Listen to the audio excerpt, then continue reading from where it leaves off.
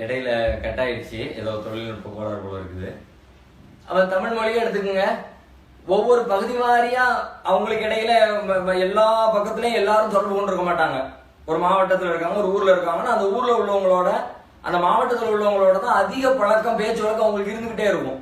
அப்ப எந்த ஏரியாவா பிரிஞ்சு பிரிஞ்சு பிரிஞ்சு பிரிஞ்சு ஒவ்வொரு பகுதியில பேசிக்கிட்டு இருக்கிறாங்கல்ல, அந்தந்த பகுதிக்கு என்று புதிய சொற்கள், புதிய ஒழிப்பு முறைகள் எல்லாமே இருக்கு. நீங்க நல்லா பாருங்களேன், தமிழ்நாட்டில் ஒவ்வொரு பகுதி, திருநெல்வேலிக்கு போங்க, திருநெல்வேலிக்கு என்று ஒரு பேச்சு வழக்கு இருக்கிறது, வார்த்தைகள் இருக்கிறது. தமிழ் தான், பல வார்த்தைகள் பல சொற்கள் வேறு பகுதியிலிருந்து வரக்கூடிய தமிழ் மக்களுக்கு புரியாது. திருநெல்வேலியில பேசுற அதே சொற்களை கொண்டு போய் கோயம்புத்தூர்லயோ மதுரையிலயோ சென்னையிலயோ சொன்னா என்னன்னு தெரியாம முழிப்பாங்க. உதாரணமா சாரம்னு சொல்றோம், சாரம் கட்டுறது. சாரம் கட்டுறதுன்னா பரவலா தமிழ்நாட்டில் என்ன புரிஞ்சுக்குவாங்க?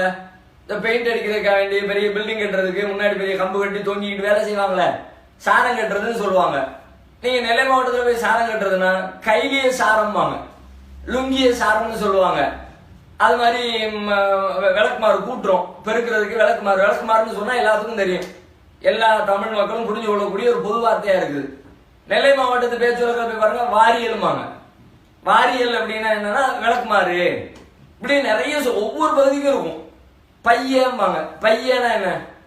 பைய அப்படின்னா மெதுவா, பையவா மெதுவா அப்படின்னு. ஒசக்க வை அப்படிம்பாங்க. ஒசக்கனா என்ன? ஒசக்கனா மேலன்னு அர்த்தம். இது வேற பகுதி மக்கள்கிட்ட போய் கேட்டு பாருங்க, புரியவே புரியாது. என்னது அப்படின்னா என்னன்னு பல பகுதி மக்கள் தெரியாம முழிப்பாங்க. குறுக்குன்னா இப்ப பரவாயில்ல, நம்ம என்ன நினைப்போம், ஒரு பொருளை இப்படி கிராஸ்ல இருக்கிறோம் வைக்கிறோம்னா குறுக்கு வெட்டு தோற்றம் அப்படிமோ. நெல்லை மாவட்டத்தினுடைய பேச்சு வழக்கில் குறுக்குனா இடுப்புன்னு அர்த்தம். சந்தா இருக்குதுல, அது சந்துன்னு மற்ற மாவட்டங்கள்ல பேசுவாங்க. நெல்லை பேச்சு வழக்கில் பாருங்க முடுக்குமோ. ஏன்னா முடுக்குன்னா சந்துக்கு முடுக்குன்னு சொல்றோம். இது மாதிரி நிறைய சொற்களை சங்குங்கிறோம். கடலை கிடைக்கிற பொருள் சங்குன்னு சொல்லுவாங்களே, நெல்லை மாவட்ட பேச்சு வழக்கில் அதுக்கும் சொல்லுவாங்க, கழுத்துக்கும் சங்கும்பாங்க. அப்ப இந்த மாதிரி ஒவ்வொரு மாவட்டத்துக்கும் இருக்கிறது, ஒவ்வொரு பகுதிக்கும் இருக்கிறது. அந்தந்த பகுதியில பயன்படுத்துகிற வட்டார வழக்கு சொற்கள் இந்த பகுதியில இல்ல, எல்லாம் தமிழ் தான், ஒரே மக்கள் தான். அது எப்படி வந்துச்சு? இப்படிதான் வரும். அந்த குறிப்பிட்ட பகுதியில குறிப்பிட்ட மக்களோட திரும்ப திரும்ப தொடர்புல இருக்கிற பொழுது அந்த பகுதிக்கு என்று சில வார்த்தைகள், சில சொற்களை சொல்லக்கூடிய ஒழிப்பு முறைகள் எல்லாமே டிஃபரெண்டாக உண்டாகும். அப்படியே காலப்போக்கில் நீண்ட நெடுங்காலம் அவர்கள் தனித்தே அப்படி இருந்து விட்டால் அதுவே பின்னர் ஒரு மொழியாக உண்டாகிவிடக்கூடிய ஒரு சூழல் இருக்கிறது. இது ஒரு மிகப்பெரிய ஆச்சரியம் தான், அதிசயம் தான். அந்த அதிசயத்திற்கான விடை என்ன என்று கேட்டால், அல்லாஹ் நிகழ்த்துகிறான் தன்னுடைய அத்தாட்சியை, தான் இருக்கிறேன் என்பதை மெய்ப்பிப்பதற்காக இறைவன் செய்யக்கூடிய ஒரு காரியம். அதுதான் அல்லாஹ் சொல்லிட்டான். மொழிகள் மாறுபட்டு இருக்கிறத அதை சிந்திச்சு பாருங்க, அதுல நிறைய சான்றுகளும் ஆதாரங்களும் இருக்கிறது என்று அல்லாஹ் சொல்லுகிறான். அதை சிந்தித்தால் நமக்கு விடை கிடைக்கும். அதே மாதிரி அடுத்து பரவாயில்ல, இன்னொரு ஒரு ஒரு காட்சி, ஒரு படம் ஒண்ணு, ஒரு போட்டோ ஒண்ணு போட்டு TMTJ தமிழ் மாநில தௌஹீத் ஜமாத் அப்படின்ற பேர்ல விரைவில் எதிர்பாருங்கள்னு சொல்லிட்டு நான் ஒரு அமைப்பை ஆரம்பிக்க போற மாதிரியான அடிப்படையில ஒரு போட்டோ ஒண்ணு பரவலாக பரவி கொண்டிருக்கிறார். நிறைய ஏராளமான பேர் அதை அனுப்பிவிட்டு இது என்ன, இதுக்கு என்ன பதில் சொல்லுங்கிறாங்க. பதில் சொல்றதுக்கு ஒண்ணுமே கிடையாது. ஏன்னு கேட்டா, சில பேருக்கு எப்படியாவது பேக் பண்ணி ஒரு புதுசா ஒண்ணு ஆரம்பிக்க சொல்லி அனுப்பி வச்சிட்டோம்னா பிரச்சனை தீர்ந்துச்சுன்னு சில பேர் நினைக்கிறாங்க. அவங்க என்னெல்லாமோ வச்சு பேர் வச்சு தந்திருக்காங்க. இப்போ பேர் நல்லா தான் இருக்கு, தமிழ் மாநில தௌஹீத் ஜமாத் பேர் நல்லா தான் இருக்குது சொல்றதுக்கு. அது மாதிரி பேரை வச்சு தந்தாங்க, நாளைக்கு வேற கொடியை தருவாங்க, பைலா தருவாங்க, எப்படியாவது பேக் பண்ணி ஆளை அனுப்பிடலான்றதுக்காக வேண்டி அந்த மாதிரி சில பேர் அதுல சந்தோஷப்படுறவங்க இருக்கிறாங்க. போயிட்டாரா ரொம்ப நிம்மதியா இருக்கும், பிரச்சனை ஓஞ்சிரும் அப்படின்னு எதிர்பார்க்கிற மக்களும் இருக்கிறாங்க. ஆனா ஒரு விஷயத்த சொல்லிக்கிறோம், என்னன்னு கேட்டா, ஆரம்பிக்க ஒரு இயக்கத்தை, ஒரு புதிதாக ஒரு அமைப்பை கட்டமைக்க வேண்டிய தேவையோ சூழலோ காலமோ நெருக்கி தள்ளும் என்று சொன்னால் எப்பொழுது வேண்டுமானாலும் அதை நாம செய்யத்தான் போறோம். அதுக்கான சூழலோ வாய்ப்போ நெருக்கடியோ இல்லை என்று சொன்னால் நாம நம்ம வேலை உண்டுன்னு இருக்க போறோம். அதெல்லாம் மேட்டரே கிடையாது. இப்படி நம்மளை தள்ள நினைக்கிறவர்களாலோ அல்லது நம்மை வைத்து வேறு காரியங்கள் எதுக்குமே இடம் கிடையாது. அல்லாஹ் அந்த கால சூழலை அமைத்து கொடுத்தால் அது நடக்கிற காலத்தில் நடக்கும். அல்லாஹ்வுடைய நாட்டம் இல்லை, அதுக்கான சூழலும் வாய்ப்பும் தேவையும் இல்லைன்னு போய்கிட்டே இருப்போம். அது ஏற்கனவே சொன்ன பதில் தான். இருந்தாலும் இப்ப மக்கள் எல்லாம் இதை TMTJ என்ன அப்படின்னு சொல்லிட்டு ஆளாளுக்கு கேட்டுக்கிட்டு இருக்கிற காரணத்தினால இப்ப நமக்கு புதுசா பேர் வச்சு தந்திருக்கிறாங்க. அவ்வளவுதான். இந்த அதுக்கு சொல்ற பதில் என்னன்னு கேட்டா, நான் ஒரு பேர் வச்சு ஒரு அமைப்பு ஆரம்பிங்கன்னு சொல்லிட்டு தந்திருக்கிறாங்க. வேற ஒன்றும் அதுல சொல்றதுக்கு செய்தி இல்லை. அடுத்து அல்லாஹ்வின் கயிறு என கூறப்படுவது எது அப்படின்னு கேட்கிறாங்க. அல்லாஹ்வுடைய குர்ஆன்ல எல்லாம் சொல்லி காட்டுகிறான்ல, வஅதஸிமு பிஹப்லில்லாஹி ஜமீஆ வலா தஃபர்ரகு, அல்லாஹ்வுடைய கயிறை பற்றி பிடித்துக் கொள்ளுங்கள், பிரிந்து விடாதீர்கள் அப்படின்னு அல்லாஹ் சொல்றான். அந்த வசனத்தை சொல்லி காட்டி அல்லாஹ்வுடைய கயிறை பிடிக்க சொல்றானே, அல்லாஹ்வுடைய கயிறுனா என்ன அப்படின்னு இதுக்கு பல பேர் பல மாதிரி வியாக்கியானங்கள் கொடுக்குறாங்க. ரசூல் ஸல்லல்லாஹு அலைஹி வஸல்லம் அவங்களே அதுக்கான வியாக்கியாத்தையும் சொல்லி இருக்கிறாங்க. அவங்க தன்னுடைய இறுதி பெயர்ல நினைக்கிறேன் சொல்லும் போது ரசூலுல்லாஹ் சொன்னாங்க, இன்னி தாரிக்குன் ஃபீக்கும் சகலைன், உங்கள்ட்ட நான் கனமான 2 விஷயங்களை விட்டுட்டு போறேன். அஹதுமா கிதாபுல்லாஹி அஸ்ஸ வஜல், அதுல ஒண்ணு என்னன்னு கேட்டா அல்லாஹ்வுடைய வேதம், கண்ணியமும் மகத்துவம் நிறைந்த அல்லாஹ்வுடைய வேதம். அது மனித சொல்லிட்டு சொல்றாங்க, ஹப்லுல்லாஹ் கிதாபுல்லாஹி அஸ்ஸ வஜல் ஹப்லுல்லாஹ், அதுதான் அல்லாஹ்வுடைய கயிறு. அல்லாஹ்வுடைய வேதம் தான் அல்லாஹ்வுடைய மார்க்கம் தான், அல்லாஹ்வுடைய வேதம் தான் அல்லாஹ்வுடைய கயிறு. நீங்க பற்றி பிடிங்கன்னு சொல்லி சொன்னா அல்லாஹ்வுடைய வேதத்தை பற்றி பிடிச்சுக்கீங்க. அல்லாஹ் என்ன சொன்னாலும் அதை கேளுங்க. அல்லாஹ்வுடைய வேதத்துக்குள்ள தூதருக்கு கட்டுப்படுங்க அல்லாஹ் சொல்றாங்க, தூதருக்கு கட்டுப்படுங்க, வேதத்தை பிடிச்சுக்கங்கன்றது. ஆனா பல பேர் என்ன பண்றாங்கன்னா, இந்த பற்றி பிடிக்க வேண்டியது எது அப்படின்னு கேட்கும் பொழுது ஒற்றுமை என்ற கயிறுன்னு சொல்லிட்டு அதுக்கு ஒரு புது வியாக்கியானத்தை கொடுத்து விடுறாங்க. நீண்ட காலமாக ஆலிம் சக்கர் அதைத்தான் சொல்லிட்டு இருக்கிறாங்க, ஒற்றுமையா இருக்கணும், அதைத்தான் மார்க்கத்துல ரொம்ப வலியுறுத்தப்பட்டிருக்குது. எந்த அநியாய அயோக்கியத்தனை என்னத்தை பண்ணாலும் சரி ஒத்துமையா இருப்போம்னுகிட்டே இருப்பாங்க. ஒரு பெரிய டீம், ஒரு ஜமாத்து தௌஹீதை எல்லாம் சொல்ல போற நேரத்துல ஜமாத்துக்கள் எல்லாம் அதான சொல்லுவாங்க, என்னப்பா பிரிக்கிறீங்க, என்னத்தை அல்லாஹ்வுடைய கயித்தை பற்றி பிடிக்கிறதுக்காக வேண்டி அங்க போய் அந்த விஷயத்தை தாவாக்களை எடுத்து வைக்கும் பொழுது அங்க பிரச்சனை உண்டாகி ஒற்றுமை குறைஞ்சிச்சுன்னா நீ ஒற்றுமையை பத்தி கவலைப்பட்டு இருக்காத, அல்லாஹ்வுடைய கயிறை பற்றி பிடிக்கிறீ அதை மட்டும் பாரு. அநியாயம் பண்ணிட்டு இருக்கிறாங்க, அட்டூழியம் பண்ணிட்டு இருக்கிறாங்க, அவதூறு சொல்லிட்டு இருக்கிறாங்க அப்படின்னா ஒத்துமை ஜமாத்து கூட்டமை அப்படியெல்லாம் நின்று நிக்காத, அல்லாஹ்வுடைய கயிறு அதுல இருக்கான்னு பாரு. அல்லாஹ்வுடைய கயிறு என்ன, அநியாயம் பண்ணக்கூடாது, அவதூறு சொல்லக்கூடாது, பொய் பேசக்கூடாது, ஏமாத்தக்கூடாது, அப்படி எல்லாம் இருக்குது. அதுக்கு மாற்றமா உட்காந்துட்டு இருக்காங்களா, நீ அதெல்லாம் தேவை கிடையாது, எனக்கு இதுதான் அல்லாஹ்வுடைய கயிறு தான் தேவை, இதுல தான் நினைப்பேன் அப்படின்னு சொல்லிவிட்டு நீங்க முடிவு எடுக்கணும். இதைத்தான் அல்லாஹ் சொல்லி காட்டுகிறான். ஹப்லுல்லாஹ் அல்லாஹ்வுடைய கயிறு என்பது அல்லாஹ்வுடைய மார்க்கத்தை, அல்லாஹ்வுடைய குர்ஆனை, அல்லாஹ்வுடைய வேதத்தை குறிக்கிறது என்பதை புரிந்து கொள்ள வேண்டும். அடுத்து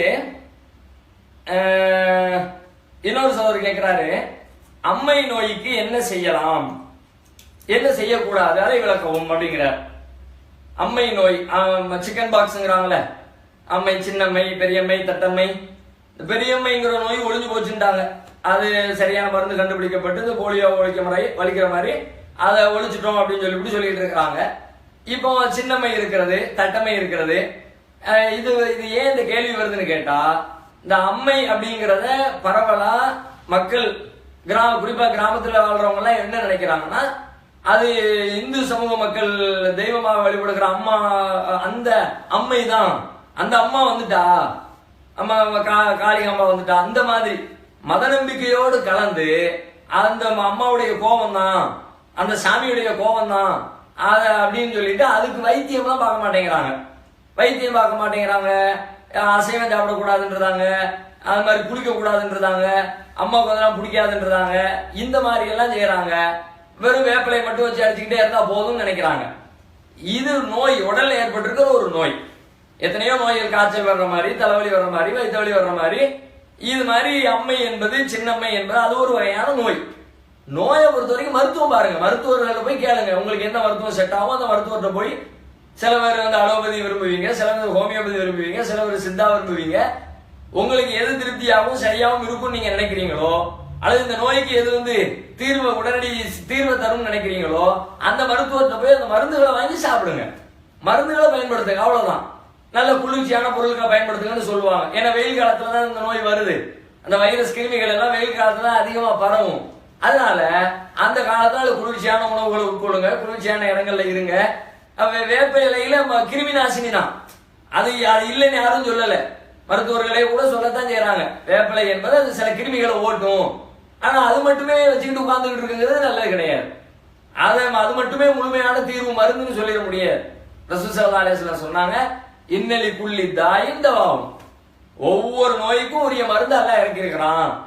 எல்லா நோய்க்கும் மருந்து இருக்கிறது. வைத்தியம் பாருங்க, ததாவோ ஃபைனலி குள்ளிதாயின் தவாவும், மருத்துவம் பார்த்துக்குன்னு சொல்லியிருக்கிற காரணத்தினால உரிய மருத்துவர்கள்ட்ட போய் அவங்க தர மாத்திரை ஊசி மருந்தை எடுத்துங்க, ஆரோக்கியமா சுத்தமாக உடலை வச்சுக்க முயற்சி எடுங்க. குளிர்ச்சியான இடங்கள்ல குளிர்ச்சியான பொருட்களை உண்பதற்கு உண்ணுங்க, சாப்பிடுங்க. அதன் வழியாக அதை நம்ம சரி செய்து கொள்ளலாம். இந்த பக்தி, கடவுள் நம்பிக்கை அந்த மாதிரி பெயரக்கூடாது. அங்க போய் அதுக்கான தீர்வுங்கிற பேர்ல கோயில்ல போய் நிக்கிறது, அதெல்லாம் மார்க்கத்துல பெரிய குற்றமாக, அல்லாஹ்விடத்துல பெரும் பாவமாக அது ஆயிரும். இணையற்பித்திர பாவத்துல போய் மாட்டிக்குவோங்கிறத நாம புரிஞ்சுக்கணும், அதுல இருந்து விலகிக்கணும். அடுத்து என்ன கேட்கிறாங்க அப்படின்னா, நபிகள் நாயகம் ஸல்லல்லாஹு அலைஹி வஸல்லம் அவர்களுக்கு ஜனாசா தொழுகை நடத்தியது யார் அப்படின்னு கேட்கிறாங்க. ரசூல் ஸல்லல்லாஹு அலைஹி வஸல்லம் அவங்களுக்கு யார் ஜனாசா தொழுகை நடத்தினாங்கன்னா அதுக்கு எந்த ரெக்கார்டும் இல்லை. இன்னார் தான் ஜனாசா தொழுகை நடத்தினாங்க. எப்படி தொழுகை நடந்துச்சு?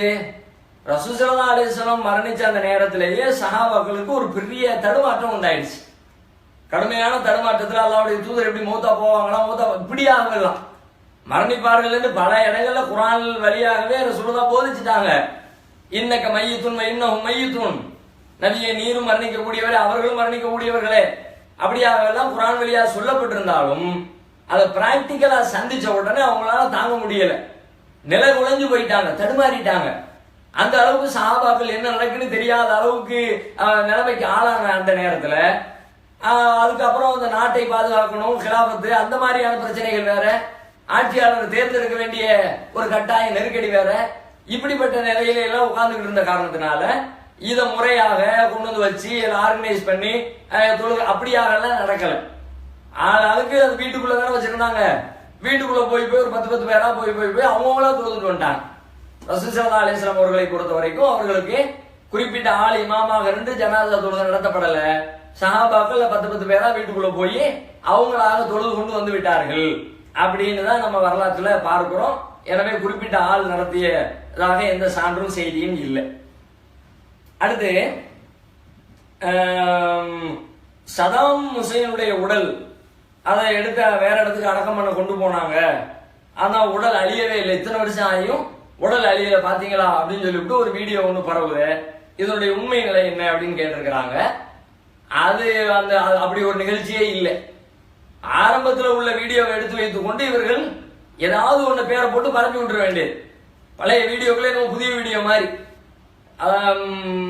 இந்த பேஸ்புக் காலத்துல அது வருஷம் 10 வருஷமா சுத்துது. சில பேரை காணவில்லைன்னு போட்டுட்டா அவ்வளவுதான். நகைச்சுவா கூட சொல்லுவாங்க, இது மாதிரி ஒரு பிள்ளை காணலைன்னு சொல்லிட்டு காணாம போயிட்டு கடைசியில காணாம போன பிள்ளை பிடிச்சி கொண்டு வந்து பேஸ்புக்ல போட்டுட்டு வீட்டுல கொண்டு விட்டுட்டாங்க. வீட்டுல கொண்டு விட்டா ஒரு வருஷத்துக்குள்ள பள்ளிக்கூடத்துக்கு போகவே முடியலையா? ஏன் பள்ளிக்கூடத்துக்கு போக முடியல? பள்ளிக்கூடத்துக்கு போன பிள்ளை காணாம போச்சு, திரும்ப காணாம போன பிள்ளை கண்டுபிடிச்சு கொண்டு வந்து கொடுத்தாச்சு. ஆனா வருஷம் ஒரு வருஷமா பள்ளிக்கூடத்துக்கு போக முடியல. என்னன்னு கேட்டா புள்ள பள்ளிக்கூடத்துக்கு வெளியே போவோம், ஒருத்தன் எவனா பிடிச்சதே புள்ள காணாம போச்சு பேஸ்புக்ல பார்த்தோமே வாங்க, டெய்லி இதே பஞ்சாயத்தான். என்னத்துக்கு ஆகும் பாருங்க. இந்த மாதிரியாகலாம் இது அதை பத்தி எப்போ வந்துச்சு, இது நடந்துச்சா இல்லையா, முடிஞ்சிச்சா, எதையும் சிந்திக்காம வருஷம் 10 வருஷத்துக்கு அப்படியே ஃபார்வர்டு ஷேர் பண்ணிட்டு உட்கார்ந்துருக்காங்க. அந்த மாதிரி உள்ள தனி அந்த உடலை பாருங்களேன். இப்படியாகலாம் இருக்கு. உடல் சில இடங்கள்ல உடல் அந்த மண்ணுடைய சூழல் போக்குவரத்து, அதனால உடல் அரிப்பு ரொம்ப குறைவா இருந்திருக்கலாம். அப்படி இருந்தா கூட பிரச்சனை இல்லை. அது ரத்த காயம் கூட மறையல, அந்த துணியினுடைய அழுக்கு கூட மாறல. அப்படியாக எல்லாம் இருக்கிறத வச்சு பார்த்தாலே நம்முடைய பொது அறிவை கொண்டு சிந்திச்சாலே இல்ல இது வேற ஏதோ ஒரு விஷயத்த டைவர்ட் பண்ணி விடுறாங்க, இது நம்ம மக்கள்கிட்ட இருக்கிற ஒரு கெட்ட குணம், ஒரு விஷயத்தினுடைய உண்மை தன்மையை புரியாமலேயே இஷ்டத்துக்கு தகவல்களை பரப்பி விடுறாங்க. அது நல்லது இல்ல. இது மாதிரி விஷயங்கள் ஒரு பெரிய பாதிப்பு ஏற்படுத்தலைன்னா கூட இதே பழக்கத்துல வேற விஷயங்களை பரப்பும் பொழுது அது தனி மனிதர்களுக்கோ பெரிய தனித்த இயக்கங்களுக்கோ பெரிய பெரிய பாதிப்புகளை உண்டாக்கிறது. முசாஃபர் நகர் கலவரத்தினுடைய பின்னணியில என்ன, எவ்வளவு பேர் பாதிக்கப்பட்டாங்க, அகதிகளா நிர்மூலமாக்கப்பட்டாங்க. அதெல்லாம் இந்த பேஸ்புக்குடைய பரவிய பொய்யான தகவல்கள் தானே. அதனால இந்த பேஸ்புக்கை பயன்படுத்துறவங்க கொஞ்சம் கூடுதல் கவனமாக, குறிப்பாக முஸ்லீம்கள் நமக்குன்னு கட்டுப்பாடெல்லாம் விதிக்கப்பட்டிருக்கிறது என்பதை புரிந்து அதுக்குரிய வேலைகளை கவனத்தோடு நாம செய்வதற்கு கற்றுக்கொள்ள வேண்டும் என்பதை இந்த இதுல நாம புரிந்து கொள்ள வேண்டும். அடுத்து பல பேர் கேட்டிருக்கிற ஒரு கேள்வி என்ன கேட்கிறாங்கன்னா, சதி செய்தார்கள் அப்படின்னு நீங்க சொல்றீங்க, அமைப்புல இருக்கிறவங்க, நிர்வாகத்துல தற்போதைய மாநில நிர்வாகத்துல இருக்கிறவங்க, அவங்க எல்லாரும் உங்களுக்கு எதனா சரி பண்ணிட்டாங்க அப்படின்னு சொல்லி சொல்றீங்க. சதினா என்ன சரி பண்ணாங்க? சரி பண்ண வேண்டிய தேவை என்ன வந்துச்சு? எதுக்காக உங்களுக்கு சரி பண்ண வேண்டியது? ஆரம்பத்துல இருந்து இந்த கேள்வி ஓடிக்கிட்டே இருக்கிறது. அவங்க எழுதின அந்த கடிதத்துல நீண்ட பல 100 பக்கங்களுக்கு, பல ஏராளமான பக்கங்களுக்கு ஒரு கடிதத்தை ஒன்று பரப்பி விட்டாங்களே, அந்த கடிதத்திலேயே அதைத்தான் பக்கம் பக்கமா எழுதுறாங்க. நாங்கள் சதி செய்வோமா, நாங்கள் யார், நாங்கள் எப்படி இருந்தோம், உங்களை வைத்து அழகு பார்த்தோமே வச்சோமே அப்படியெல்லாம் சொல்லிவிட்டு சதிக்கான வாய்ப்பே இல்லை என்பதை தான் திரும்ப திரும்ப சொன்னாங்க. இப்போ ஆனா பல பேரும் மீண்டும் அதே கேள்விகளை கேட்கிறாங்க. என்ன சதி, சதி செய்ய வேண்டிய தேவை என்ன வந்துச்சு, அவசியம் என்ன வந்துச்சு, அதை நீங்க விளக்குங்க அப்படின்னு சொல்லிவிட்டு கேட்கிறாங்க. இதை பொறுத்த வரைக்கும் இதுக்கான பதில் நான் கொஞ்சம் தெளிவாகவே சொல்லணும்னு விரும்புறேன். ஏன் அப்படின்னு கேட்டா, பல பேரும் திரும்ப திரும்ப கேட்கும்போது அதனுடைய விவரங்களை வெளிப்படுத்தி தானே ஆகணும். அப்பதான மக்களும் புரிந்து கொள்வார்கள். இப்ப இந்த என் மீது எடுக்கப்பட்ட நடவடிக்கையை பொறுத்தவரை, நடவடிக்கை என்பதை தாண்டி என்னுடைய பிரச்சனை பூதாகரமாக்கப்பட்டு எனக்கு எதிராக பல அவதூறுகள் சொல்லப்பட்டு என்னோடு சம்பந்தப்பட்ட கற்புள்ள பல பெண்கள் தவறானவர்களாக, கெட்டவர்களாக சித்தரிக்கப்பட்டு என்னுடைய குடும்பமே தலைகுனிகின்ற அளவிற்கு ஒரு பெரிய பிரளயத்தை உண்டாக்கி, அது மட்டும் இல்லாமல் தமிழ் பேசுகிற முஸ்லிம்கள் மத்தியிலையும் முஸ்லிம் அல்லாதவர்கள் மத்தியிலையும் எல்லாரிடத்திலையும் ஜமாத்தை குறித்த ஒரு பெரிய என்னை பற்றிய ஒரு தப்பான அபிப்பிராயத்தை, பிம்பத்தை உண்டாக்கி நான் எழுந்துவிடவே கூடாது என்கிற அளவிற்கு மீண்டும் மீண்டும் மீண்டும் அவதூறுகளும் குற்றச்சாட்டுகளும் செட்டப்புகளும் வாரி இறைக்கப்பட்டு இந்த நிலை வந்திருப்பதற்கு காரணம் என்ன என்று கேட்டால், பரவலாக பல பேர் எண்ணிக்கொண்டிருப்பதை போல நான் அந்த பெண்ணோடு தனிமையில் இருந்தேன் என்பது இதற்கான காரணம் இல்லை. அல்லது பக்கிரிப்பாளையத்தில் விருந்துக்கு போனேன் அப்படித்தானே சொல்றாங்க, அது காரணம் இல்லை. கருமத்தம்பட்டியில மக்களை சந்திச்சாரு, அது காரணம் இல்லை. இது அதற்குரிய நியாயமான உண்மையான காரணம் இல்லை. நிஜமாகவே நான் அந்த தனிமையில் சந்திச்ச பிரச்சனை தான் பிரச்சனைக்குரிய எல்லாத்துக்கும் மூல காரணம் என்று சொன்னால், அது ரொம்ப எளிதாக ரொம்ப சாதாரணமாக கடந்து போகக்கூடிய ஒரு பிரச்சனை. அதை நானே ஒத்துக்கொண்டேன். என்ன தவறு, தனிமையில் இருந்தது என்னுடைய தவறு தான், அது சந்தேகத்தை ஏற்படுத்தும், அதனால நான் அதுல விதிவிலக்கு கோர விரும்பல என்று நானே ஒத்துக்கொண்டு நானே ராஜினாமா செய்துவிட்டு நான் அமைதியாக இருக்கிற இடம் தெரியாமல் ஒதுங்கிட்டேன். இதுக்கு பிறகு வேற என்ன இதுல பிரச்சனை இருக்கு? ஒரு பிரச்சனையும் இல்லையே, பிரச்சனை முடிஞ்சிருச்சு. பைலா விதிப்படி எத்தனை ஆண்டுகள் நான் வர முடியாதோ அத்தனை ஆண்டுகள் நான் ஒதுங்கி இருந்து விட்டு அதுக்கு பிறகு பாப்பான்னு சொல்ல போறாங்க, பயன்படுத்த போறாங்க. அது மாதிரி எத்தனை பேர் பயன்படுத்தப்பட்டிருக்கிறாங்க, பிரச்சனை சால்வு. ஆனால் அப்படி நடக்காமல் என்னுடைய விஷயம் இவ்வளவு தூரம் பாரதூரமாக உண்டாக்கப்பட்டது இதற்காக அல்ல. இன்னும் சொல்ல போனால் இதைவிட மோசமாக பாலியல் ரீதியாக பெரும் குற்றங்கள் நடந்து அந்த குற்றங்கள் சம்பந்தமான செய்திகள் என்னுடைய கவனத்திற்கு சௌர் பிஜே அப்படி சொல்லுகிறார்கள், என்னுடைய கவனத்திற்கு, பிஜே அவர்களுடைய கவனத்திற்கு அதை நான் வெளிப்படுத்தாம இன்னைக்கு வரைக்கும் மறைச்சு வச்சிருக்கிறேன். எனக்கு மட்டும்தான் தெரியும், வேற யாருக்கும் தெரியாது. அந்த அளவுக்கு நான் அதை கண்ணியத்தை காப்பாத்தி ரகசியமாக்கி அப்படியெல்லாம் சொல்லுகிறார்கள். குறிப்பிட்ட ஆட்களுடைய பெயரை சொல்லியே என்ன இப்படி இவர்கள் அப்படி பண்ணி இருக்கிறேன் அப்படியெல்லாம் கூட என்று சொன்னார்கள். அப்போ இது ரொம்ப சாதாரணமாக ஒண்ணுமே பிரச்சனை இல்ல. நானும் அமைதியா போயிட்டேன்.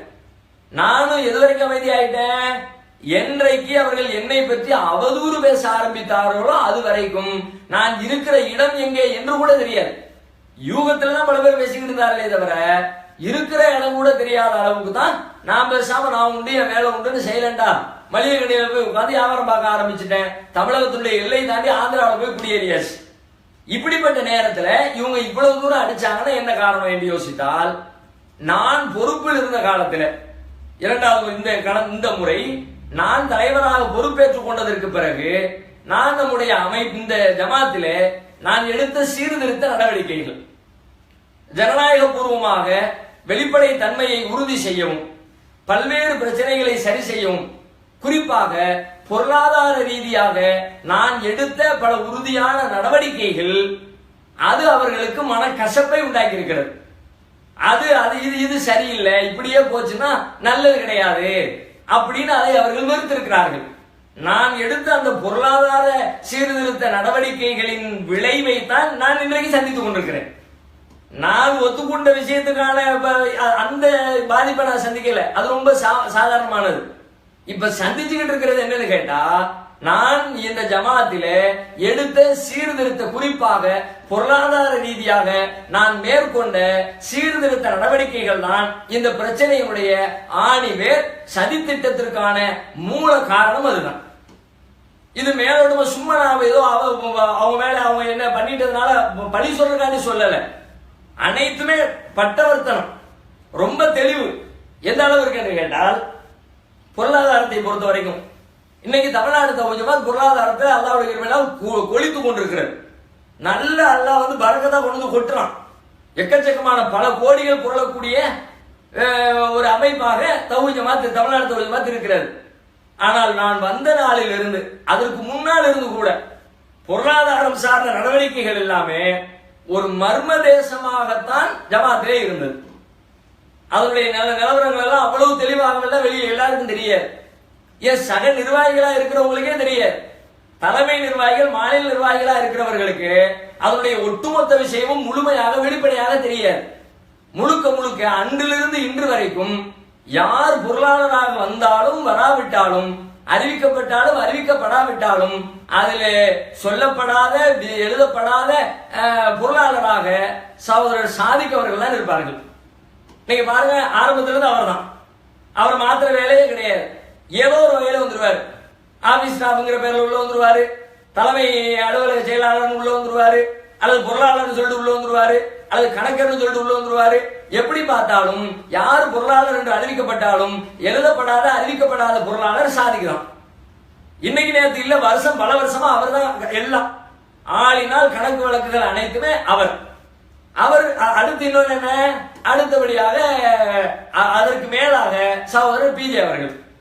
இந்த ரெண்டு பேருக்கும் இடையிலே தான் பொருளாதாரம் சார்ந்த விஷயங்கள் மற்றவர்களை விட, மற்றவர்கள் நிர்வாகத்தில் இருக்கிறவர்கள் தெரிந்து கொள்வதை விட பொருளாதாரம் குறித்த வரவுகளை, செலவுகளை, அதனுடைய இருப்புகளை, மற்ற செய்திகளை இந்த இரண்டு பேருக்கும் இடையிலே தான் வெளிப்படையாக இருந்ததே தவிர அனைவருக்கும் இடையிலே, சக நிர்வாகிகளுக்கு இடையிலே மிக தெளிவாக வெளிப்படையாக இருந்தது என்று சொல்லவே இயலாது. நானும் உள்ள வந்து நுழைஞ்ச புதுசுல மிகப்பெரிய நிர்வாகம். உடனே வந்த உடனே எல்லாத்தையும் சீர் செய்து விட முடியாது. அப்படி சீர் செய்யணும்னு நினைச்சோம்னா எல்லாத்தையும் குறைச்சு விடுவோம், வீணாக்கிடுவோம். ஏன்னா ஒரு பக்கம் அனாதை இல்லம் இருக்கிறது, 1க்கு 2 அனாதை இல்லம் நடத்துறோம், முதியோர் இல்லம் நடத்துறோம், எக்கச்சக்கமான வரவு செலவுகள் வந்து கொண்டிருக்கிறது, பல கோடிகளில் ஜகாத்துகளை விநியோகம் செய்து கொண்டிருக்கிறோம், நிர்வாகத்திற்கு பணம் வந்து கொண்டிருக்கிறது, திடீரென்று ஒவ்வொரு வேலைக்காக வேண்டி மக்களிடத்தில் அறிவிப்பு செய்கிறோம், அதற்கு பணம் வந்து கொண்டிருக்கிறது. அதனால அது உள்ளுக்குள்ள நுழைஞ்சு எல்லாத்தையும் அக்குவேர் ஆணிகரம் பிரிச்சு போட்டு ஒரு நிமிஷத்துல மேய்ஞ்சு சரி செய்து விட முடியாது. அப்போ அந்த 2 ஆண்டு இடைவெளியில கொஞ்சம் கொஞ்சமாக அதுல இருக்கிற சீர்கேடுகளை எல்லாம் சரி செய்வதற்கு பல வகைகளில் முயற்சி எடுத்தேன். சிலதை சீர் செய்யவும் செய்தேன், சிலதை சீர் செய்ய முயற்சித்தேன், சிலதை சீர் செய்யாமல் படாமல் இருப்பதை கண்டித்தேன். இந்த வேலைகளை எல்லாம் நான் செய்தேன். அதுதான் எல்லா பிரச்சனைக்கும் காரணம். உதாரணமா சொல்றதா இந்த சாதிக் அவர்களுடைய விஷயம், என்னிடத்துல அவர்கள் கணக்கு வழக்கு சம்பந்தமா பேசுகின்ற தகவலை விட சவர் பிஜே அவர்கள் அதிகமாக பேசுவார்கள், அனைத்தையும் விளக்குவார்கள். இப்போ ஒண்ணும் தெரியுமா, எதை கேட்டாலும் சரியா பதில் வர மாட்டேங்குது, தெளிவான பதில் இல்ல, கிளியரான பதில் இல்ல. அப்ப அதுக்கு தகுந்த மாதிரி ஆட்களை உள்ள நுழைச்சு தகவல்களை சரி பண்ணுவோம்னு சொல்லிவிட்டு அதுக்கு தான் அப்துல்லா உள்ள கொண்டு நுழைக்கிறோம். சாதிக்கிற்கு துணை என்ற பெயர்ல உள்ள நுழைச்சு அதை சீர் செய்து கணக்கு வழக்குகளை எல்லாம் முறைப்படுத்தி அனைவரும் புரிந்து கொள்கிற வகையில் அதை கொண்டு வர வேண்டும் என்று சொல்லி எல்லாத்தையும் அப்துல்லா வழியாக கொஞ்சம் அதை சீர் செய்யலாம்னு அப்துல்லாவை உள்ள நுழைக்கிறோம். இன்னைக்கு அப்துல்லா போட்டு தாக்குனாங்களே, வேற ஒரு காரணம் கிடையாது. இதுதான் ஏன் பொருளாதாரம் என்று உள்ள வர்றான். அப்படி உள்ள அதுதான் அவர்களுடைய கோபத்தின் பின்னணி. ஆனா அவருக்கு அப்துல்லா உள்ள நுழைத்த போது அவருக்கு ஒத்துழைப்பு கொடுத்தார்களா? சாதிக்கு ஒத்துழைப்பு கொடுத்தாரா? டெய்லி வந்து கம்ப்ளைண்ட் தான். இல்லங்க, எதையும் அவருக்கு கேட்க முடியல, கேட்டா கொஞ்சம் டென்ஷன் ஆயிடுறாரு அல்லது எமோஷனல் ஆயிடுறாரு, திடீர்னு பார்த்து அழுதுறாரு, ஏன்டே வந்து கூட அழுதுருக்கிறார். அப்ப இந்த மாதிரி ஏன்டே வந்து குறை சொல்றாரு. ஆனா வேற வழியில் எப்படியே சரி பண்ணி ஆகணும். நான் ரொம்ப கடிந்து கொள்ளவும் முடியாது. ஏன்னு கேட்டா வேற யாருக்கும் எதுவும் தெரியல, எல்லாமே அவர் தான் இருக்கிறாரு. அப்ப எடுத்த முடிவு எடுக்க இயலாது. அதனால அந்த மாதிரி அப்துல்லா உள்ள ஒருத்தர் அந்த பொருளாதாரத்தை சரி பண்ணுவதற்காக மட்டுமே பல பேரை கொண்டு வந்து உள்ளே நுழைக்கிறோம். அவரு சாதிக்கு ஒரு பக்கத்தில் கணக்கு எழுதுறாரு, பிஜேயுடைய சகோதரர் பிஜே அவர்களுடைய தம்பி ஹாஜாமுதீன் அவர் பக்கத்தில் இருக்கிறாரு. அடுத்து அப்துல்லா உள்ள அதுக்காக வேண்டி நியமிக்கப்படுறாரு. அதே மாதிரி ஸ்டாஃபுகள், பணியாளர்கள், கணக்கு எழுதுவதற்காக வேண்டிய எழுத்தர்கள் 2 பேர் 3 பேர் வேலைக்கு பணியமர்த்தப்படுகிறார்கள். இப்படி பல கோணங்களில் உள்ள நுழைக்கிறோம். எந்த ஒத்துழைப்பும் தரவில்லை. அதோடு மட்டும் இல்லாமல் குறைகளை வந்து என்ன சொல்றார், சாதிக்கு வந்து என்ன கம்ப்ளைண்ட் பண்றார். இல்ல அவர் அப்படி சரியில்லை இப்படி சரியில்லை, சில கம்ப்ளைண்ட் இருக்கிறது, கம்ப்ளைண்டை சரி செய்து கொண்டு அதே நேரத்தில் இவர் உள்ள வரக்கூடாது என்று விரும்புகிறார். நம்ம அதுக்கு வாசலை திறந்துடக்கூடாது. திறந்துட்டோம்னா நமக்கு என்னன்னு தெரியாமலே கணக்கு வழக்குகள் எல்லாம் காலத்துக்கு ஓடிக்கிட்டே இருக்கும். ஆகையினால உள்ள ஆளை வச்சு நாம சரி பண்ண வேண்டிய வேலையை சரி பண்ணதான் வேணும்னு நான் முயற்சி எடுக்கிறேன். இந்த நேரத்தில் சாதிக்கு மட்டும் ஒத்துழைப்பு மறுக்கல, சகோதரர் பிஜே அவர்களும் அப்துல்லாவை இந்த இடத்திலே இருந்து அகற்றுவதற்காக என்னிடத்திலே பேசுகிறார்கள். எப்படி பேசுறாங்க, இவர் தகுதியானவர் இல்ல, அப்துல்லா தகுதியானவர் இல்ல, அவர் இந்த இடத்துல வைக்க கூடாது அப்படின்ட்டு அதுக்கு ஒரு காரணம் சொல்றாங்க. அந்த காரணம் ஏற்புடையதாக இல்லை என்கிற காரணத்தினால நான் அலட்சியப்படுத்தினேன். என்ன காரணம் சொன்னாங்க, அவர் அப்துல்லா வந்து நிகழ்ச்சிகளுக்கு தாய்களுக்கு சாட்டு போடுறது தானே, அது மாதிரி ஒரு தடவை ஆன்லைன் நிகழ்ச்சிக்காக சகோதரர் பிஜே அவர்களுக்கு சாட்டு போடும் பொழுது அதுல நேரம் சொல்வதில் கொஞ்சம் கோளாறு ஆயிடுச்சு. இவர் ஏதோ ஒரு நேரம் சொல்ல, அவங்க ஏதோ ஒரு நேரம் புரிஞ்சுக்கிட்ட, கடைசி நேரத்தில் என்னன்னா நிகழ்ச்சிக்கு வரலையா அப்படின்னு சொல்லி கேட்கும் பொழுது இந்த டைம் தானே சொன்னீங்க அந்த டைம் தானே சொன்னீங்க அப்படின்னு 2 பேருக்கு இடையில ஒரு கருத்து மாற்றம் வருது. அப்ப அவர் சொல்லியிருக்காரு, அப்துல்லா ஒருவேளை நான் அந்த நாட்டுல உள்ள டைத்தை சொல்லியிருப்போம் போல இருக்கு இப்படின்னு ஒரு பதில சொல்லியிருக்கிறார்.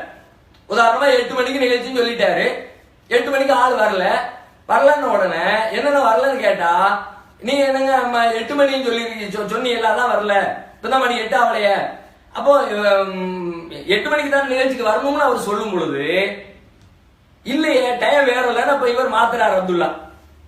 ஆமா இல்ல நீங்க இந்த 8 தான் சொன்னீங்கன்னு அவர் சொல்ல.